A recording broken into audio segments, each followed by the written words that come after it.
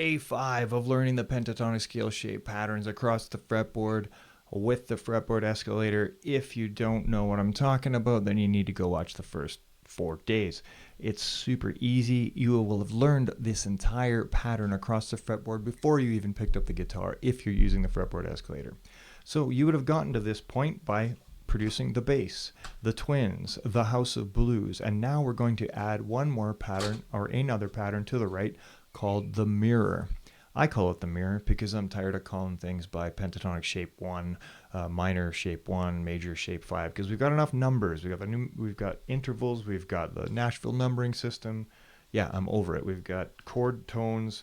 So I called the patterns what they look like and what was easy for me to remember. You can call them Bob, you can call them Jane. So the problem I have right now is I can't show you the complete mirror pattern in the key of A minor. So I'm going to shift or adjust. Oops, we got to put this guy back. I had to redo my video because my video died. We need to shift this key from the key of A minor to G sharp minor. And with the fretboard escalator, it's easy. No new PDFs, no other stuff to download. You pull a block out of the left and you move it to the right. So you've shifted the root note down a half a step to G sharp minor. We're going to do the same for our fully fleshed out fretboard escalator that has the major scale intervals on. And now we have some room here. So we've got our bass, we've got our house of blues, and now we need another extension that I call the mirror. Why is it called the mirror? Because it kind of looks like a mirror of the last line there. If you don't know what I'm talking about, you got to go back and watch video number 1. This is what I call the mirror line. And we just simply mirror what is on the left-hand side of that line. Just double checking that my video is still running because it died on me last time. So I'm mirroring what is down this line over here, except there is a funny thing here. That one note kind of just shifts to the other one. So to me, you can call this again whatever you want, but I call this the mirror. This is my mirror line, has nothing in it on the pentatonic scale. And the left side looks kind of like a mirror of the right side with one note difference. So what else was important? We also needed to add our root note, and that root note happens to be here. That is where my G sharp note is. So perfect. We've got a new shape that we can work on. So first thing to do, we always do, we're going to landmark ourselves here with this dot. Here's C sharp. And I use my first finger to play this. If you want to use your middle finger, that's up to you. And again, this is just for you to try and stay consistent as you learn the patterns. Once you're done learning the patterns, you can use any fingers you want and you will change your fingers constantly. This is just to help you gain an understanding of where these notes are on the fretboard for you to get there. If you skip that completely and you can do it without using the same consistent fingering, perfect. You've kind of skipped ahead a class and off you go to the races. And you know what, that does happen. When you use the fretboard escalator to learn the patterns without the guitar, you're not stuck in this constant, exact same pattern of playing because you didn't learn by doing this. You learn by putting pegs in there in all those different ways I showed you, right? So that is why a lot of people just skip over that. They just, I know exactly where those notes are because I've put it in the fretboard escalator 100 times. And if you don't, then you should do it 100 times until you do. So you don't have to get stuck in this playing trap where I had to learn this, right, 100,000 times before I could get it in my head. No, you got it in your head before you picked up your guitar.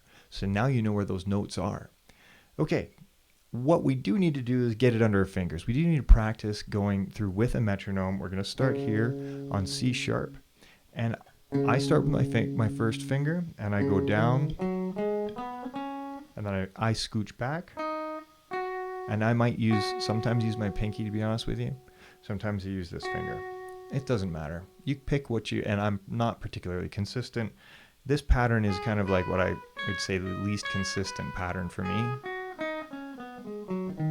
Now I'll play through it and I'll see what I actually do. Yeah, I used my ring finger. Okay, roots. Now this time I'm not saying A, we shifted it back. I'm going to say G sharp, right? So I'm going to find my G sharp, G sharp, G sharp, G sharp. Okay, now I'm going to play through my pattern.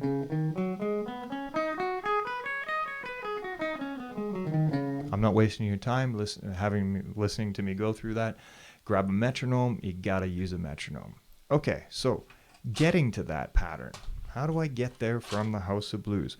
Well, again, try and keep your fingering consistent. So when you're moving up, I'm starting with my finger on the B, and I start that pattern with my middle finger. Now, as I said, I start this one with my first finger. So if I'm going from here to here, and I want to move into this pattern, I got to kind of shift my whole hand over. Okay, so seems kind of awkward. So that's why I say this is very inconsistent for me. Get to that, the knowledge that you're looking for here. What you seek here is not really to play like this, right? Nobody wants to hear you do this. Okay, so like I said, the knowledge you seek is where you can go. You know that you've got this full mirror line on the right-hand side of this pentatonic scale shape. So once you move over here, I know I can go 2 over because everything's 2 over except that one. So I go back in here, I start back here, and I get up to this string. Well, it's actually not 2 over because it's on the left side of that mirror, right? It's 3 over. So we're okay, and we know that this little outlier here is there. Okay, bounce around and see if you can just find notes that are part of that scale. So we're here with our roots. Now find the other root, right? So where would that root be? Okay, I got to there it is. Okay, and then where is this one? Oh yeah, okay, sorry. Where was it? Okay, it's there, right?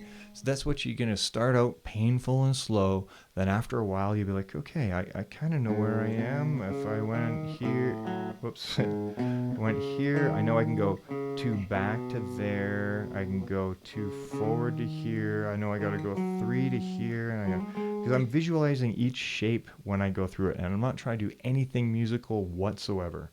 I know I'm in my bass here, and if I slide back, I'm in my twins. Slide up, I'm back in my bass. Whoop, now I'm into my House of Blues. And now to get it out of my House of Blues, I gotta go way over to the right-hand side of my mirror, right? And then there's the tip of my house. There's the right wall of my house. There's the far right of that mirror, right? Again. Go back to the wall of my house, back to the tip of my house, and then right? I know where I am here. Now I'm the right side of what some people call the major shape, but it's actually, I call the House of Blues shape. Now I'm back into my bass shape and off to the left where I've got the twins. Again, nothing musical. All I'm doing is saying the shape name, like saying where I am, like I'm saying the address of a street. While I'm playing. So, you know, I'm home right now. I'm on my home street. And you could call this your home street if you want. And now I want to move up into my next position.